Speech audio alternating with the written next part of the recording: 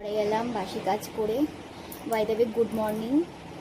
বাসি কাজ বলতে রান্নাঘর ঝাড় দেওয়া, মোছা, উঠোন ঝাড় দেওয়া, এঁটো কাটা, বাসন মাজা, কলতলা ধোয়ানো, সব কিছু কমপ্লিট। এখন হচ্ছে ঘরের কাজ। চলো কী কী কাজ করি শেয়ার করবো আজকে তোমাদের সাথে। উঠেছি তখন 6টা বাজেনি, 6টা বাজতে 10 হবে তখন উঠেছি। এখন প্রায় কটা বাজে, 6টা 38 বাজে। বাইরের কাজ কমপ্লিট হয়ে গেছে। এই যে এখন বিছানাটা পরিষ্কার করব, মশারি খুলে নেব।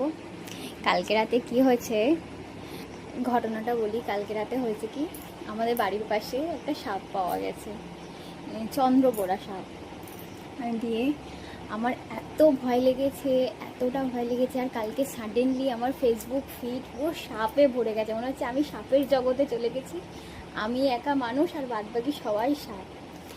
দিয়ে আমি এতটা ভয় পেয়েছি কালকে রাত্রে, আমি ঘুমও হয়নি ভালো করে। আমার মশারির তলায় না ঘুম হয় না, মশারিটা টানিয়েছি, চারিদিক গুজেছি, সারা ঘরে কালকে চেক করেছি কোথাও সাপ আছে না। তো এই চলে আসলো, ওই চলে আসলো।